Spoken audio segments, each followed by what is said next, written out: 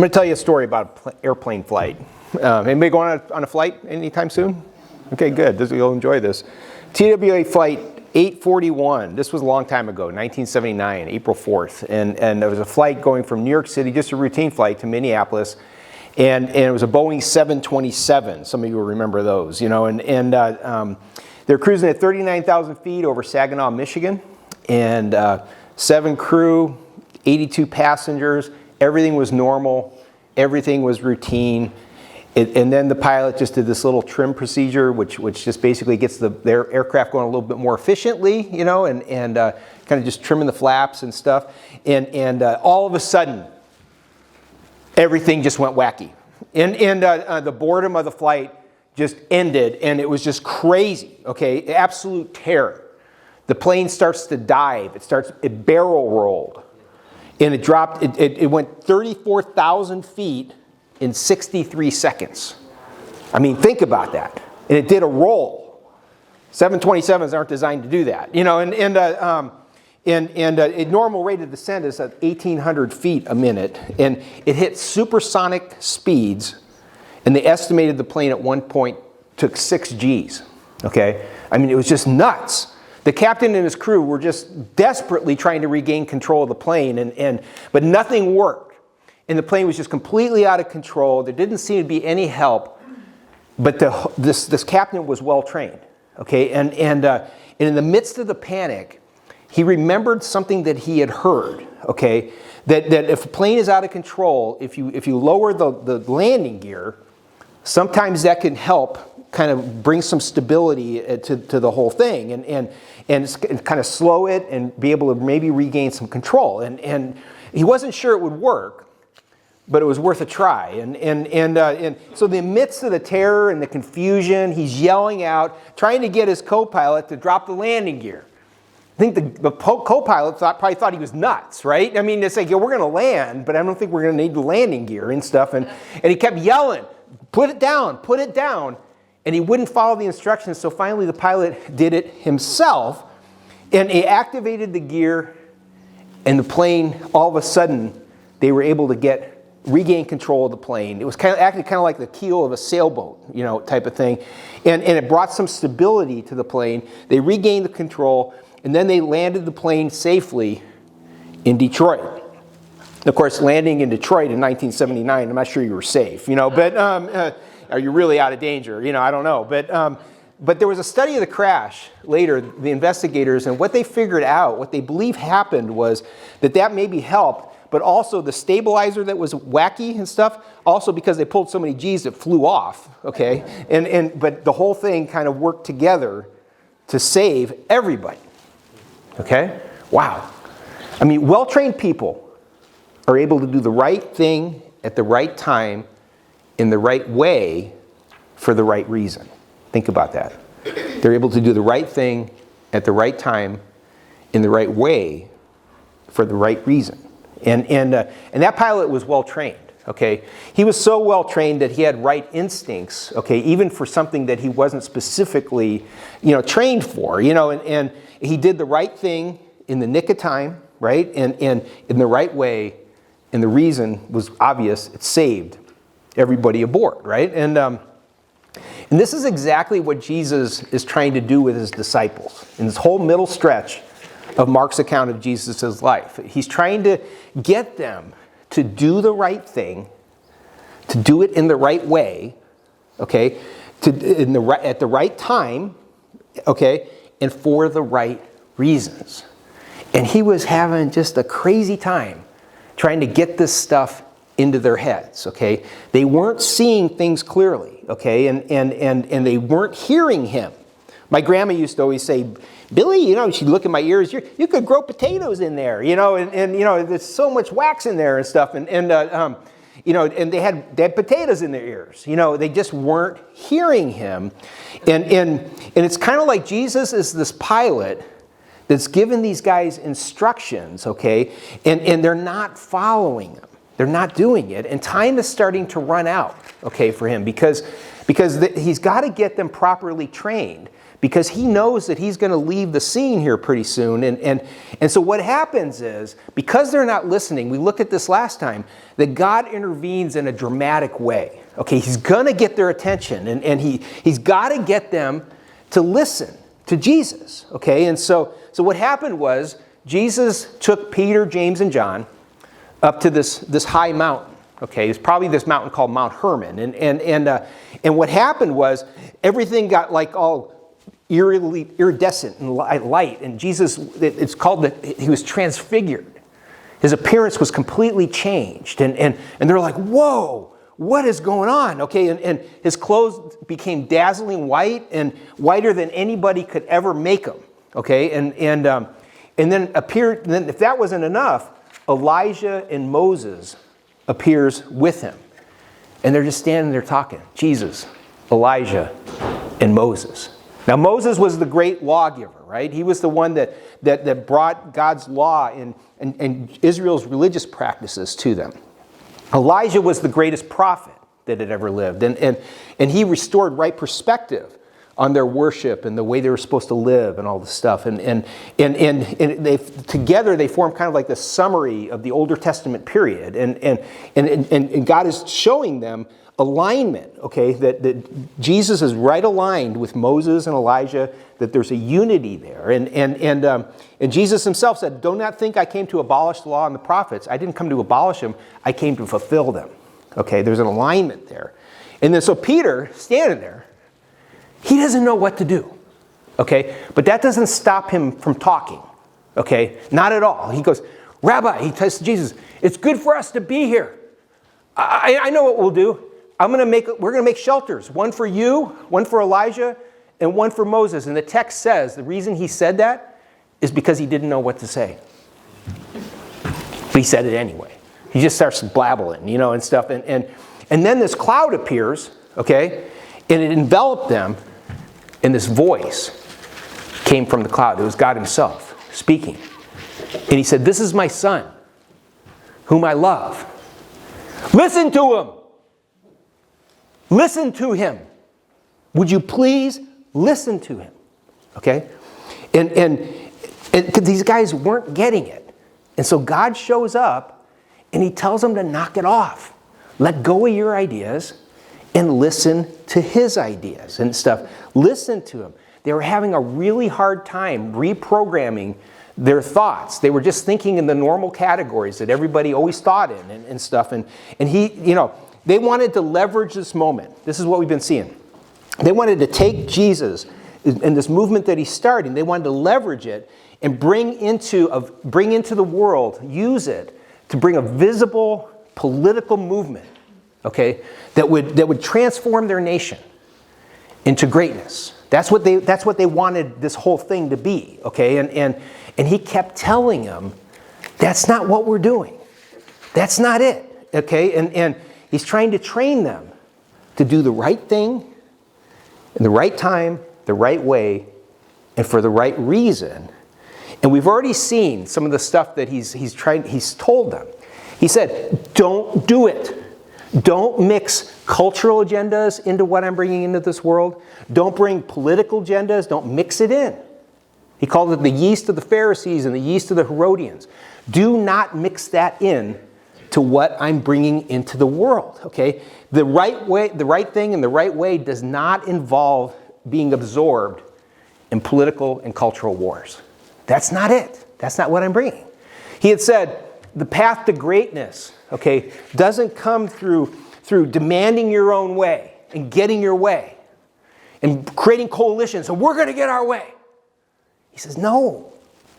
It involves sacrifice, service to other people. That's how we get the job done. Okay, that's how he's trying to train them. And they weren't listening to him. And he said, they only wanted this to be for some people. He says, no, it's for everybody. For everybody, not just for some. Listen to me. Listen to me. And they're just not getting it. They're slow on the uptake. They can't see the vision that he has. They can't hear the words. They're not penetrating. And so, but here's the thing. If you think about it, 3 of them were up on the mountain, and they saw Jesus get transfigured. They saw him appear and just like chatting it up with Moses and Elijah. And then this cloud comes, and God himself says, "This is my son whom I love." And the last thing he says is what? Listen to him. And they're not doing it. They're just not doing it. And you would think after that experience, they would start listening to him. But they didn't. They didn't. And that's not what happened. And they still thought this was going to be a power thing. This was going to be, about position and power. And even in their little group, okay, the 12, okay, they were all about power and position too. Did you know that? There was a lot of maneuvering going on in this little group. And we're going to see more of it next time. But they were competing for attention and power and position. And here's how we know. In Mark chapter 9, verse 30, okay, it starts off this way. It says, they left that place, they passed on through Galilee, and Jesus didn't want anyone to know where they were. He wanted to hide out with his guys. Why? Because he wanted to train them.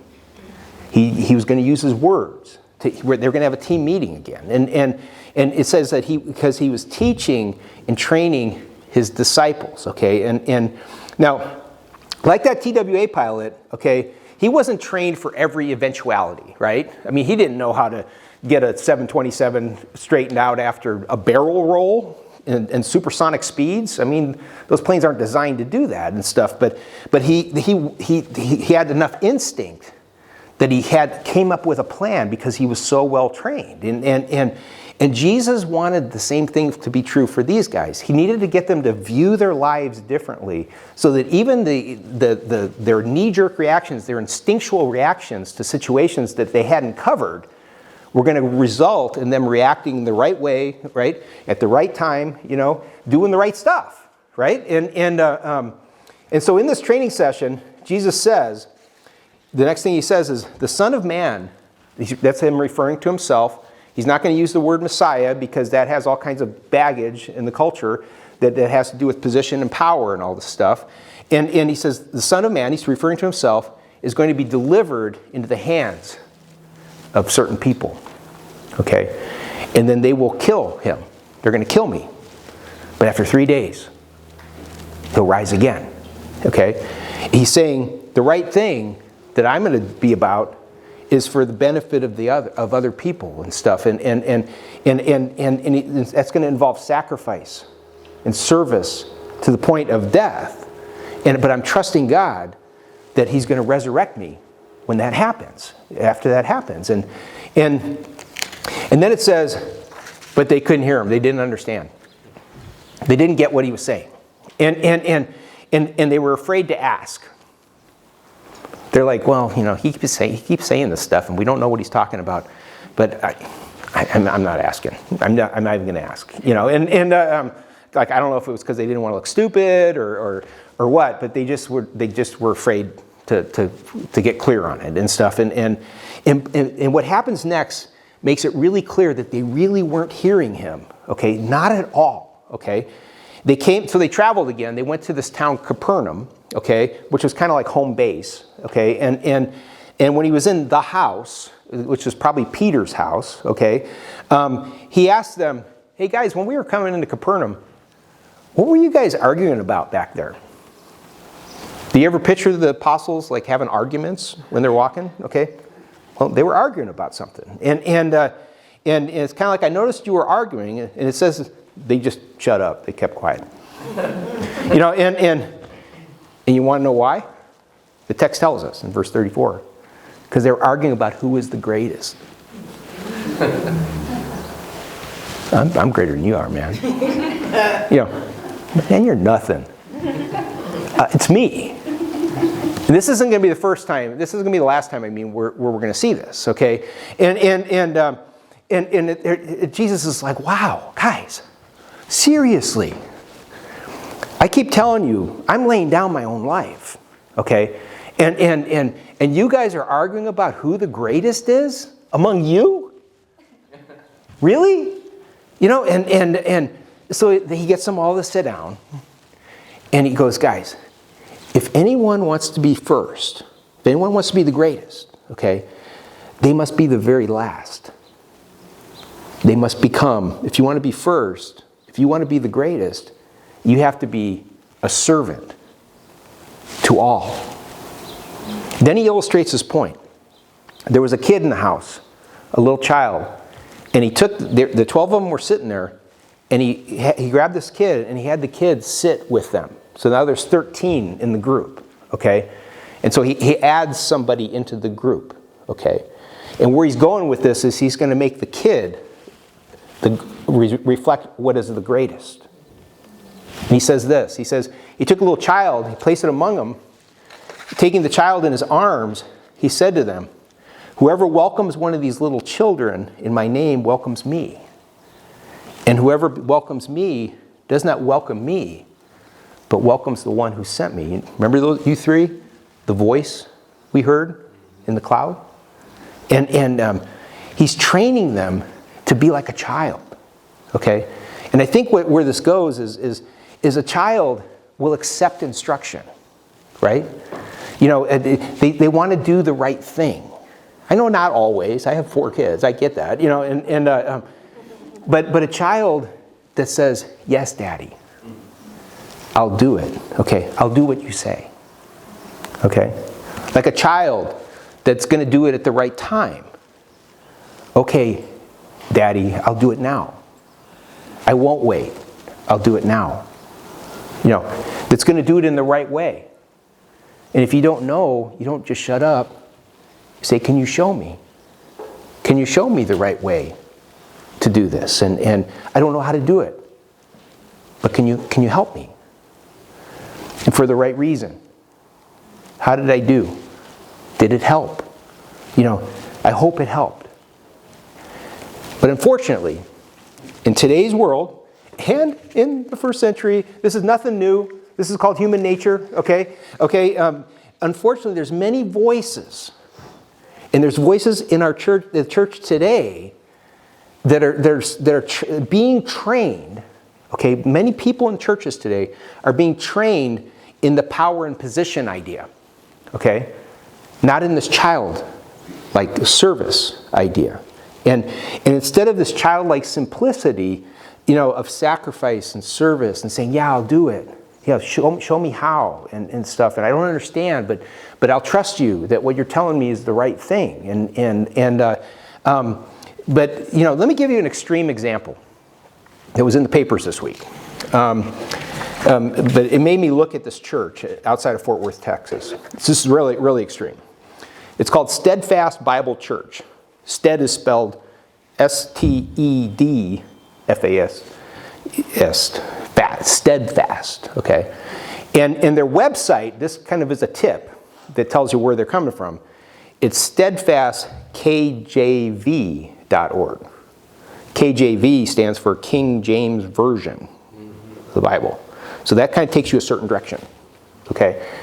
And the first thing of their core beliefs, I went to their website. And I'm going to read you some stuff from their website. Because words matter. Words train you to be a certain way, to do certain things in a certain way, right? And core beliefs. The King James Bible is the preserved Word of God in English without any error and is word perfect. Now, I don't have time to give a Bible translation message here, but that's weird. That's weird. Okay, that King James, who sponsored his Bible in the early 1600s, that his version was word perfect, like descended from heaven in the English language. I believe the Bible is accurate, word perfect, in the original language, not necessarily in a translation. And hell, I'm just jumping ahead. You have to trust Christ for salvation, you'll spend eternity in constant torment of flames of hell with no rest, day or night. And here's the thing, in the presence of the Lamb, in presence of Jesus and his holy angels for all eternity.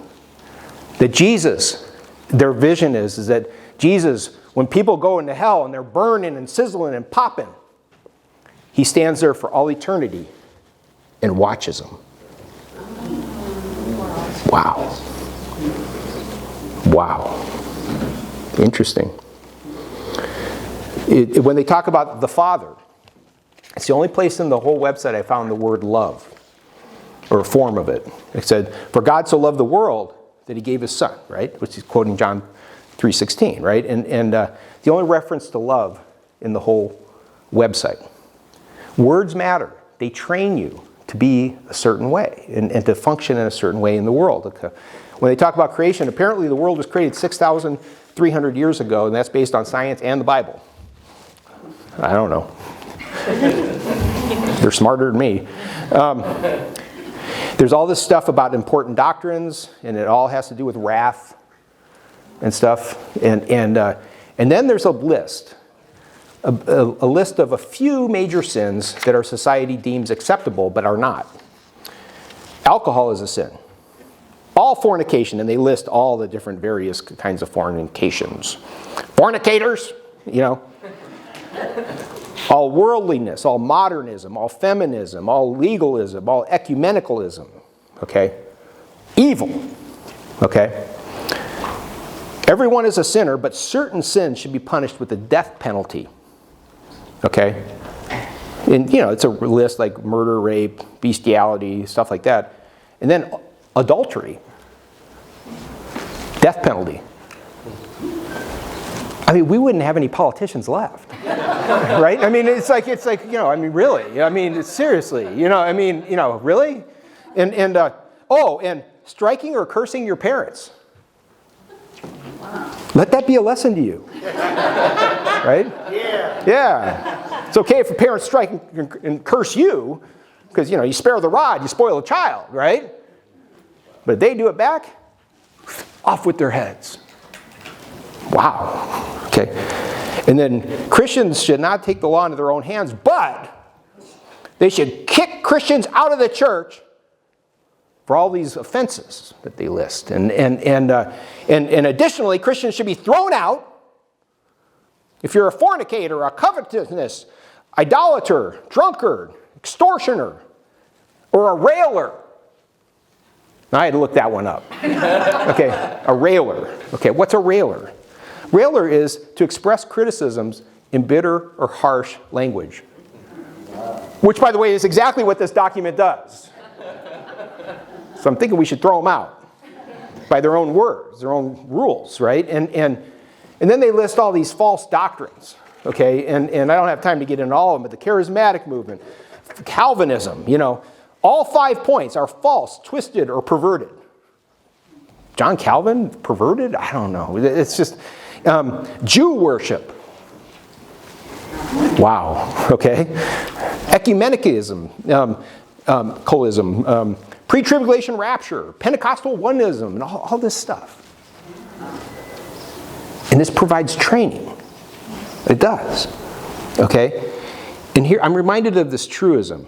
When you know you've created God in your own image, when he hates all the same people that you do. That's true.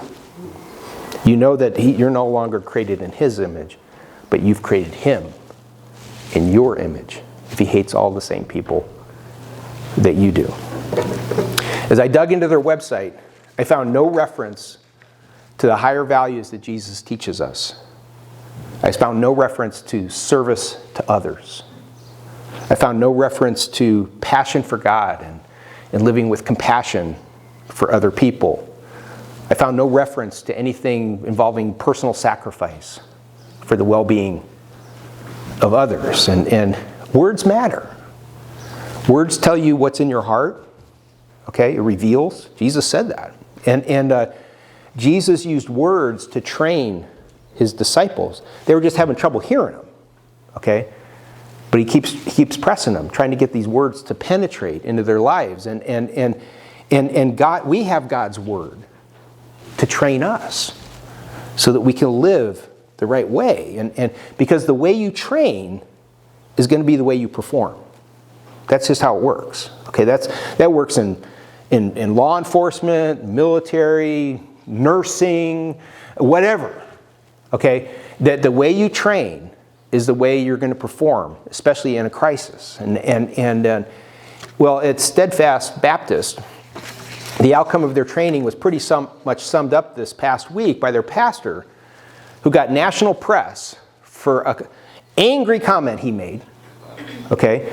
He said, all gay people should be put up against a wall and shot in the head.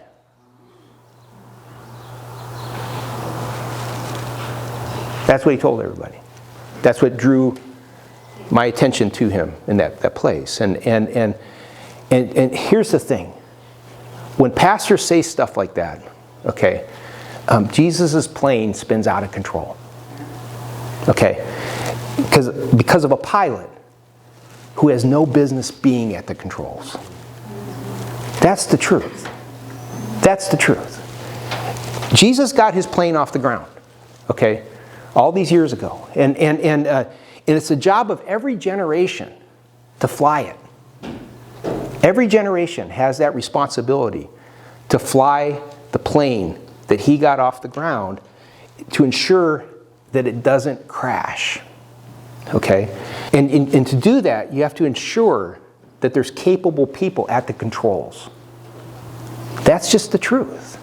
And that's why we don't surrender the controls to the media, to our politicians, for goodness sakes, or anybody else that's not worthy of flying this vessel that he brought into the world for the sake of the people of the world that he loves. And it's for everybody, not just for some people. And so he started this movement, and it's an assembly, it's a gathering, it's populated, the seats in the back, okay? The seats on the plane, it's people who are slightly irregular, who are used, okay? Come from the used section of life. You know, everybody does. We're all used, we're all messed up, every single one of us. And the louder you scream about other people, the more you're showing your own stuff. You know, that's just the way it works. But the values of the church need to find proper expression. And the values of the church are things like acceptance. We accept anyone. Why? Because we were accepted. I mean, you know, you and I, we had our starting point, right? Well, so be you. Maybe my starting point wasn't, you know, your starting point, but you got your starting point, so let's go. Hop on, right? It's acceptance. It's compassion. You know, we show compassion. Why? Because we receive compassion. It's just that simple. And so we pass it on, okay? You know, we find freedom in truth. Did you know there is such a thing as truth? Okay, we find freedom in truth. Why? Because the truth has set us free. We don't have to be afraid, you know? We don't have to be angry about it. You just speak the truth with compassion and with an attitude of, hey, I'm just like you. I don't have it all straightened out. I accept you, but I'm gonna say this, but I'm not gonna do it in an angry way, pointing a finger. Because man, you know, I always tell people, dude, I'm gonna cut you some slack, because someday you're gonna have to cut me some slack. Okay, deal? You know, deal? You know, and then another value of the church is service. Okay, it's just that simple. We express acceptance, compassion, and truth. How? Through acts of service. Why? Because values without putting wheels on it, without actions, are just words. It's worthless. Okay, you got to put some action behind it and stuff. And these are the values of the church, not all the other stuff. So don't worry, we're not going to become steadfast. We're going to be steadfast. Okay, when it comes to these values: compassion, truth, acceptance, and service. Let's pray. Father, we pray that you would train us to do the right thing, to do it at the right time, to do it in the right way, and to do it for the right reasons. It's our simple prayer. Amen. Hey, at Ridgeview Church, we're trying to learn how to live our one and only lives with passion for God and compassion for others. We hope you'll join us. If it's safe for you to come in person, we meet at our Lake Wolford Road campus in Valley Center, California at 9:30 a.m. on Sunday mornings. We'd love to see you. We just have the greatest time together. It's super fun. We have a great group of people. If it's not safe for you to do that quite yet, hey, continue to watch online, and we thank you for your financial support. You can see on the screen the different kinds of options you have to support our ministry financially. God bless you, and have a great week.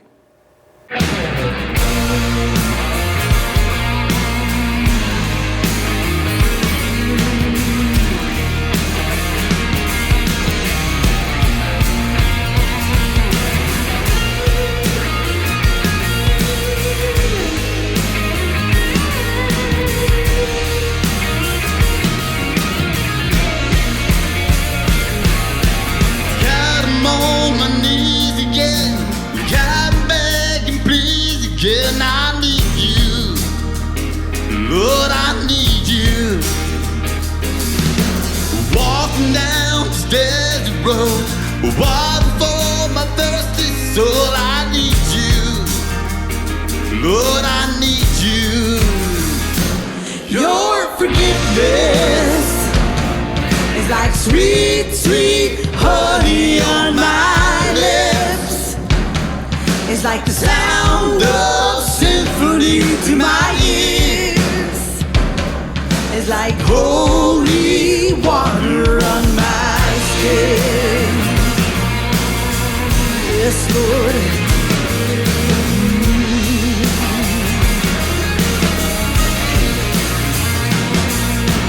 Dead men walking slave to sin. I want to know about being born again. I need you. Oh God, I need you. So take me to the riverside. Take me on and baptize. I need you. Oh God, I need you. Your forgiveness is like sweet, sweet honey on my lips. It's like the sound of symphony to my ears. It's like holy water on my skin. Yes, Lord.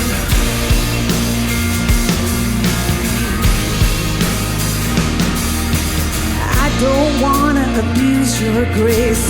God, I need it every day. It's the only thing that ever really makes me wanna change. I don't wanna abuse your grace. God, I need it every day. It's the only thing that ever really makes me wanna change. I don't wanna abuse your grace. God, I need it every day. It's the only thing that ever really makes me wanna change. I don't wanna abuse your grace. God, I need it every day. It's the only thing that ever really makes me wanna change. Your forgiveness is like sweet, sweet honey on my lips. It's like the sound of symphony to my ears.